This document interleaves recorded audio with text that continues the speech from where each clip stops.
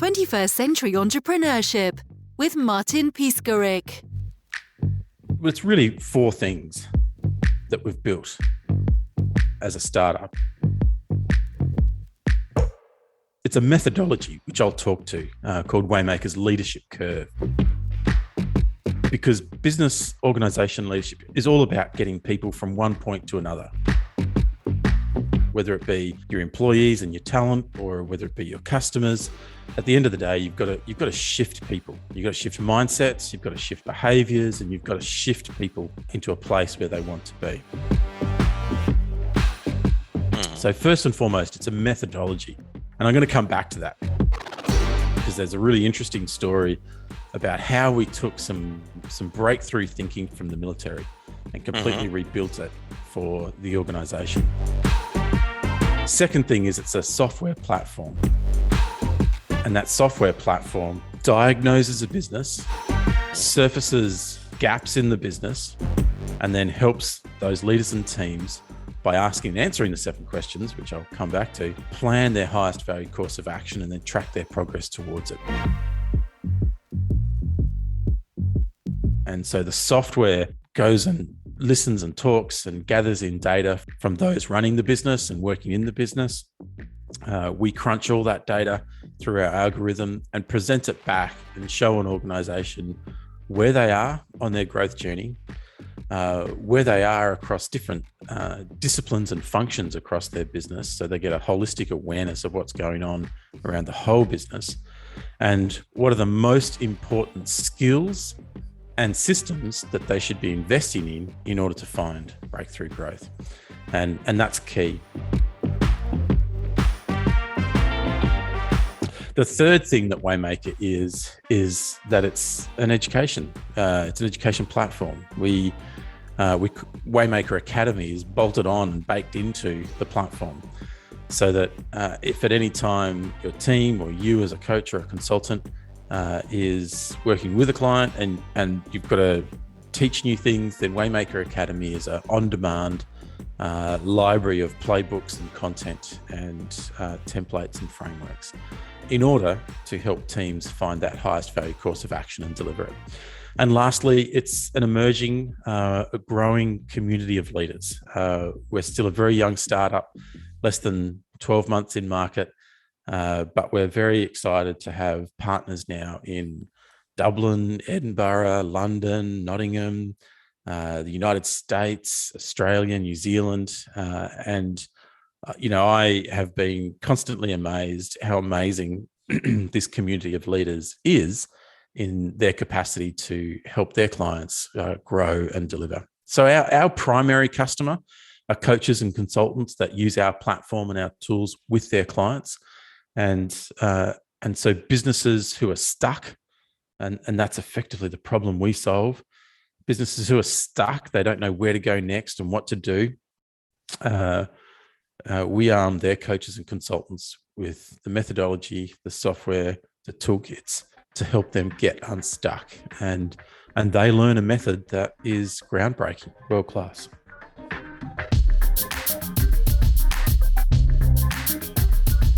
It seems you did a lot before you started with your launch. You have functionalities that are really serious. You have education system. You're building the community. You have partnership system as well. What was the business journey to the point of being prepared and able to launch? And when you launched, was it some sort of minimum valuable product, or was it like full functional system? Launching is, I think, an exciting and scary moment, and I think launch is almost too strong a word sometimes. I think our initial launch was more like, let's just turn it on. Yes. So it was, it wasn't any, fanfares and street parades, and it was like, you know what, let's just turn it on. And it's working. That's right. Let's see if this works. We actually, if to tell this story correctly, I had been running a consulting practice for about 10 years prior to this. And a lot of the IP and tools and thinking, had developed through that journey. It was just very, very messy, very disorganized. And so one of our first activities to do when we realized, okay, there's a market opportunity, there's something of value here that we should platform, was to start to test it and trial it. And so we absolutely went through that classic journey of, okay, let's take something very basic. At the end of the day, it started life as a spreadsheet, and people answering questions via some survey tools, very, very basic. And then we would take that data, we would process it through some calculations, and we would see what we would get. And we developed a very, very basic diagnostic. And that was the very seed, the very genesis of the journey. At the same time, we had developed a method, a set of questions that really took a long time to develop, because if I go back about 10 years, when I was coming, more than 10 years ago now, when I was coming out of corporate life, which I had a great time, loved corporate life, some of my best times, also some of my worst times. And at that time, I was reading some articles, some research on the British military, and how the British military had reinvented their on-the-ground operations, their strategic leadership and decision-making. And their problem was that as a military organization, they were moving from a very traditional world, very traditional enemies, to a very non-traditional world, as they were coming out of the 20th century in the 80s and 90s into the 21st century. And their decision-making processes, their battle planning processes, the way they did combat estimates were very clunky, very slow, and they needed to fix that for all the obvious reasons. And they fixed it by developing a small number of questions that if the leader would ask these questions with their team, they would develop the highest value course of action on the battlefield and become a very agile, adaptive fighting force. And amazing. That's pretty democratic process for military. It is, yes. It's quite surprising. And let's not underestimate. And look, I love my British counterparts, and we're part of the Commonwealth. Yes. But let's not forget that the British are somewhat traditional. Yes. If there was a tradition, the British would have it. There was a massive mindset shift going on in a very traditional organization, and that's remarkable. And I remember at the time coming out of corporate life, very frustrated with bureaucracy and overly systemized environments, and thinking, well, gee, if this old traditional very structured organization, the British military, could transform their operations on the ground and become an agile, adaptive, decentralized, powerful fighting force for the 21st century. Okay, the business world faces all those same challenges: financial disruption, digital disruption, geopolitical disruption, pandemic disruption. Back then it was SARS, not COVID. And I was like, why can't an organization? Because they face those same problems, and they're still stuck in a lot of very 20th century industrial mindsets. We have to break those. And so I started to read everything I could about these 7 questions and how they worked and how they functioned. And I was reading everything. I was trying to everything. Let me just say that I'm sure at the time, if I was on an FBI watch list for Googling, military instructions and processes, I was probably on it, because I was just trying to immerse myself in how that worked. And it was fascinating, because what they developed was 7 questions that, if you asked and answered, developed the highest value course of action on the battlefield, and therefore you could execute it. What I very quickly realized in that research was that that's pretty much where the British military story stopped. That's, if you asked and answered those questions inside an organization, well, those questions are designed to blow something up, to find an enemy and destroy them. We have different goals and objectives in business. We want to build something up. We want to find a customer and love them and surround them and help them buy things and have a better life. So the first thing that needed to happen was we needed to write a new set of questions. Mm-hmm. The principle we took, which is, could you ask and answer a small number of questions on a regular basis and develop the highest value course of action for your organization? And in doing that, could you create some byproducts such as the British military had, which was, number one, a very agile and adaptive organization. From Lance Corporal to General, you were asking these same questions. So number one, you had this very agile, adaptive. You could ask and answer these 7 questions in the military, hunkered down behind some Humvees in the desert, taking fire, or you could ask them back at HQ over 2 or 3 or 4 days and build a really complicated, complex plan. So they were very agile, very adaptive. They were a language that you could use across the organization that would get something done. The second thing you could get as a byproduct if you asked and answered these questions was a flattening of the organization. As I said, from general down to Lance Corporal, you remove the hierarchy. Just because he or she is the boss doesn't mean that what he or she says should be what we do. Rather, the best course of action is what we're pursuing. And that democratizes ideation. And that's powerful. You have to have that. And C-level is something completely different than frontline. Exactly. In fact, in most organizations, we create and we invent hierarchies that separate us from our customers. And yes. And so the people closest to the customer, just like in the British military, the guys and the girls closest to the action are the ones that are empowered, equipped and empowered to own the decisions and do the action. And that's really the third thing, a decentralization. You push decision-making power to the people closest to the problem.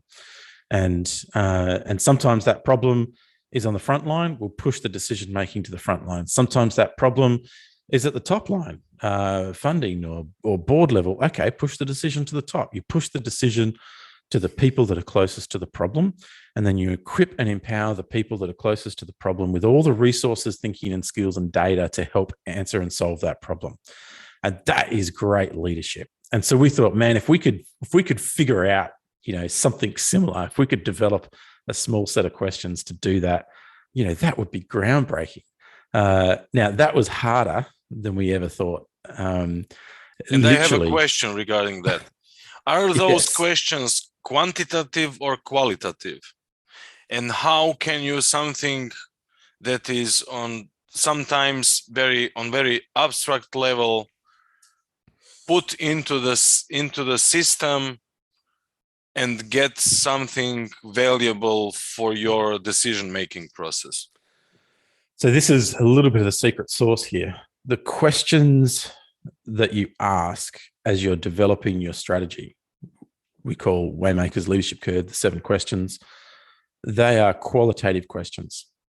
And they're somewhat simple, but they've got some very deep meaning. So for example, one of the questions, question 2, is around market. What is our market? Who is our ideal customer? What do they value? Therefore, what perceptions should we be building? That's an open question that forces you to ideate. But, and now I'll loop back to the diagnostic that I was talking about just a few minutes ago. Just like the British military, when they're hunkered down in the desert and they're asking those 7 questions, or they're back at HQ asking their 7 questions, they've got some software in their hands. Mm-hmm. And that software is producing data to help them answer those questions more intelligently, more effectively, faster, more accurately than ever before. And so in our startup journey, we brought our diagnostic and our 7 questions together, and we started to connect the data model. And so when an organization takes the diagnostic in Waymaker, that doesn't give you all the answers. Rather, it sets you up to ask the questions. It does surface a whole bunch of gaps. And when you have that diagnostic in front of you, you have the quantitative data. And now you start asking qualitative questions. Mm-hmm. You see where I'm going? Mm-hmm. And so the two start working together. And as you're asking and answering these 7 questions, you're using the data set in front of you to help catalyze and develop insight and focus in on the areas of the organization that need the action. And that's part of the magic here. You can just ask and answer the 7 questions. That's fine. You can go to our website, waymaker.io, click on the Learn tab. I think it's the 3rd option down, Waymaker's Leadership Curve. You can get the 7 questions for free. You can go ahead and just play with those. In fact, many a time I've sat in a cafe and had a cup of tea or a coffee and sat there and just worked my way around the 7 questions, thinking about my organization just on my own. Just when you have those moments of where am I going? What am I doing? And that's very powerful. But it becomes even more powerful when you can take that method and you can teach it to a team, and that team can learn a way of getting that business unstuck. Whether they've got spinning wheels, hit a brick wall, or kind of trapped, not knowing where to go. When you ask and answer those 7 questions, it will develop the highest value course of action. And then Waymaker, the platform, tracks your progress and your execution on delivering that. And so we really do have the quantitative data coming out of the diagnostic, the qualitative data coming out of the questions, and then quantitative and qualitative data of execution sitting in the platform. And our algorithms are helping leaders track their progress and focus in on what's next. So the system engine, are there some people in, let's call it back office, or AI, or combination? Or when you say we, who are we? Are you guys with little robots, or That's a great question. Look, we're a small startup team. We're growing. There's some people much smarter than I. Excuse me. That are helping bring the technology together. We're at version 1.0. In fact, a better example would be to say we're at version 0.1, even though we've probably built and rebuilt the platform 50 times over the last 2 years. We're still in the very, very early days. And what's exciting is seeing what can be done with just the emerging technology that we have and the simplicity of the technology we have. And I think if you were to put us in, a couple of buckets, and I like the descriptions of narrow AI and broad AI and kind of human cyborg kind of AI. We live in the world of narrow AI, and that's where we're pursuing our focus. And that's the world where machines can do human processes really quickly and identify things. So one of the best examples of narrow AI would be you go to hospital, they take a scan of your lungs. Instead of the doctor just holding up those x-rays and reading them, they go into a computer.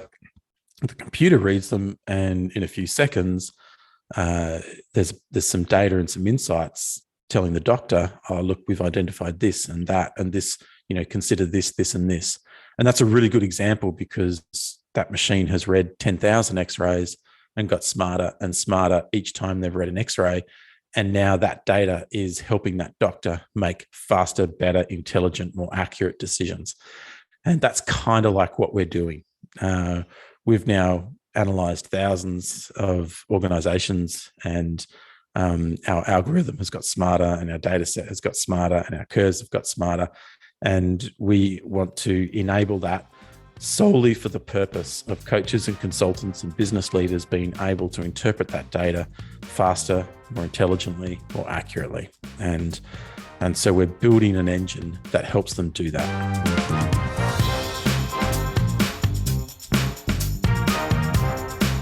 Are there any other elements of that specific learning curve? For us as a team? Yes. Oh, like thousands. Yes. I suppose so.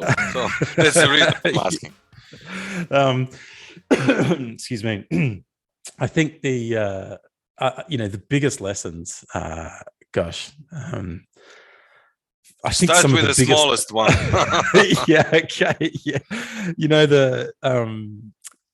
There's just so many, and they all sound so glib and normal. But when you're in a startup, I think three of the biggest lessons that came out for me, and I'm still learning every day. Number one, you've got to find a problem. You've got to find a really interesting, valuable, deep problem. And sometimes we have solutions and ideas and inventions that we don't actually really have clarity of the problem. Sometimes we have big problems and we don't have clarity of solutions. So there's this period of time where everything's in the musher, if I can use that term. And you're kind of just trying to get clear on the problem, work out, does my solution solve that problem? Is it the right solution? What have I got to change? And, our solution has changed so much from what we thought it was, simply as we've worked with customers and listened to our clients. And, so this pursuit of the problem and the solution is a much, much harder and bigger pursuit than I ever imagined. I used to run a consulting company, which is funny, great background, great skill sets. But when you move into a product company, you put all your bets on one problem. In a coaching or a consulting company, you actually have a number of problems that you can adapt to. But when you start putting all your bets on one problem, you really got to be sure about the problem, because there's a lot at stake. Is it a valuable problem to my customers? Is there a big enough market? Is it important enough? Will people take action? So I think that was one of the biggest lessons. And we are still learning on problem and solution fit. I think you never stop learning. You're constantly learning there. So that would be the first. And for people pursuing product and pursuing startup, don't underestimate the tenacity that you're going to bring to solving that problem. And I think that would be my second learning. You've got to have an unhealthy dose of resilience and tenacity to do these things. You've got to be a stubborn old bastard sometimes. I hope I can use that language. Yeah, sure. Maybe better terminology could be you can have commitment to yourself, basically, on the first place. Yeah. Exactly. As a human being, as an intellectual, then as an entrepreneur. But what I want to ask you is, let's go back to that pursuit, problems and solutions. If I understood you well, you're very flexible, and that's very good. So you do not have ego issues. You don't stick with a specific problem or specific solution. You don't care about the ways for coming to the right problem and solution. If you had so much changing on your system, you do have to find some humility there and go, all right, I've got to start to flow with this. And that's difficult because at the same time, you've got to be stubborn enough to believe in the future. Leap of faith. You've got to have this tenacity to hold firm your ground, whilst the humility and flexibility to kind of adapt to what you're hearing and seeing. And that's a really interesting, very thin tightrope to walk. The tenacity to pursue and to keep going and to dig your heels in and not give up because you believe in something. But at the same time, the flexibility, humility, and adaptability to change. And I think that's one of the hardest paths any founder walks. I certainly didn't get it right all the time. I think we're getting it right most of the time. Enough of the time, I think, is what I should say there, because it's a very tightrope to walk.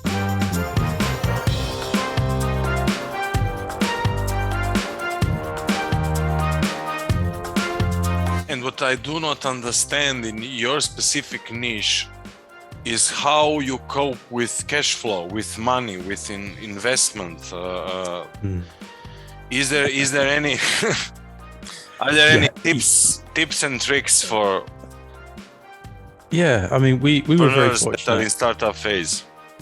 Yeah, I mean, you need to. So I suppose you are delivering. I suppose you are delivering solutions to your customers, and at the same time you are developing new functionalities, and you need to eat some food, drink some water, paying some bills. So yes, all of the above. You have to invest ahead of the curve. So you're always going to be investing beyond where you are as a business. But in those startup days, you want to invest as little as possible. So we did lots of MVP. We did lots of quick to market solutions, and still do. I would consider us still in a context of early stage, where we're still using certain technologies to get to market quickly, to get market feedback, to adapt and to change. That's we're still there, and I think you're always there because all your new inventions and all your new stuff you're always trying to do in that space. So yes, you've got to eat baked beans for a little while. You've got to remove the distractions and focus. We were fortunate in some respects. We had some clients that wanted to have some of our consulting and advisory through the platform. So they were friendly clients that we could say, hey, we're shutting down our consulting practice. We're building this platform. They said, well, hey, take us on that journey. So we were able to get a little bit of cash flow in, not enough, to be frank, but at least put $1 in the bank account. We raised a little bit of capital, and we tried to spend as little of that capital as possible in order to grow. And I think that's the classic startup journey. Is it a matter of your local community support, or is it an international way that we need to think when we are in startup? I think in startup, your first 1, 2, or 3 rounds of funding are going to come from local people, people know, people that believe in you. That's just my view. They're going to come locally. Depending on your market and where you're going, then sure. We now have an international presence, albeit small and growing as a startup. And that's a wonderful presence. And there's people coming out of the woodwork saying, hey, let's partner with you here and let's partner with you there. And that's what happens. There's that old saying, it's probably an old Anthony Robbins saying, the king of motivation, action creates reaction, which creates momentum. And sometimes even if your actions aren't perfect, they create enough reactions that catalyze new opportunities. And you can develop some momentum and then start to direct where the ship is going. And that's, I think, one of the key lessons of startup life. Momentum is actually the key that helps you get in the right direction. If you've got a car or a ship or a boat, until you have momentum, you can't steer it. So sometimes it's better to have it going in the wrong direction with some momentum, so at least you can steer it back in the right direction. Does that make sense? Absolutely.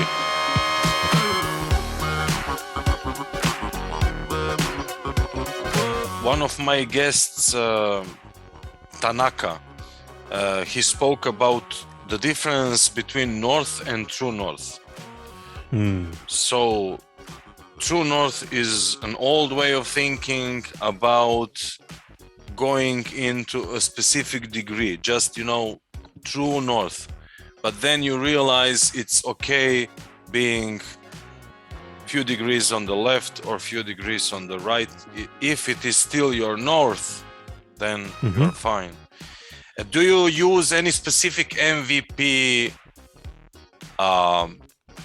model, like Jeff Walker model or Polizzi model, or you developed your own model, or how do you communicate with your customers and redefine your product? We don't. Well, what model do we use? We drink our own champagne. We use Waymakers model. So that's amazing. That's great. In fact, we started asking and answering the 7 questions back in 2014 or 15 in our consulting business, back when they were 5 questions, and then they became 6 questions, and then they became 7 questions. But sadly, it took almost 6 or 7 years to write the 7 questions. It was a personal kind of side pursuit of mine, not giving up on, could I develop these questions? And I would spend weekends just with a pen and paper, kind of thinking through and rewriting and writing and rewriting and writing. It was just personal transformation bizarre. As well. Correct. Yeah. I couldn't get rid of this idea that if the British military could reinvent a military organization on the ground and develop the highest value course of action with just a small number of questions, then surely we could do that in an organization. And so we started asking the 7 questions, almost 7-8 years ago.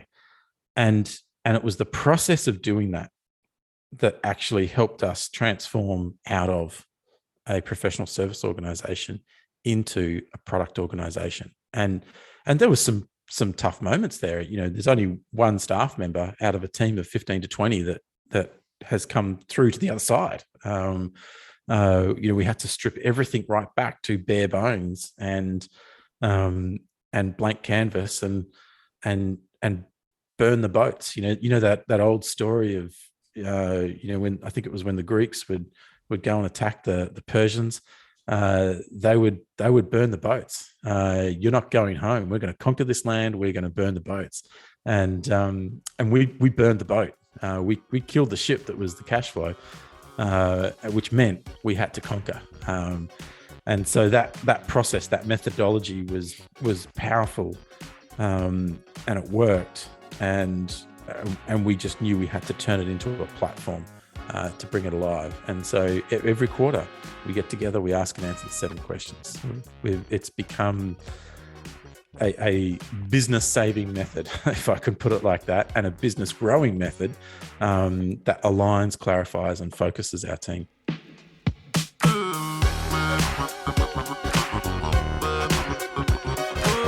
The remarkable thing is that what we have learned is that it's not just the answers to the 7 questions, but rather it's the method and the process and the discipline of asking them that creates the structure, the stability, and the strength in order to develop positive change for your organization.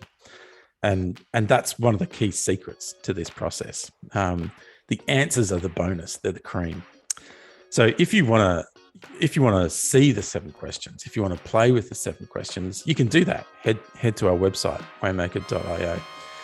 If you're a coach or a consultant and want to join our partner program and be licensed to use our 7 questions with your clients and use the software and see dramatic transformational change happen constantly, quarter in, quarter out, you can do that. You can become a partner to waymaker.io. And that has some huge benefits. We see it increases customer lifetime value for coaches and consultants. It reduces unbillable time. Everything's kind of done for you because the software diagnoses, presents charts, does it for you. It's a powerful, powerful tool. So you get to spend more time with your clients doing more valuable things. And because the data tracks quarter in, quarter out, week in, week out, there's a demonstrable ROI emerging of your impact as a coach or a consultant, as a leader on that organization. So we offer a 30-day free trial. anybody can jump on and take that free trial. You can take the diagnostic, put your team through it, enjoy it. And if you're a coach or a consultant, head over to waymaker.io/partner.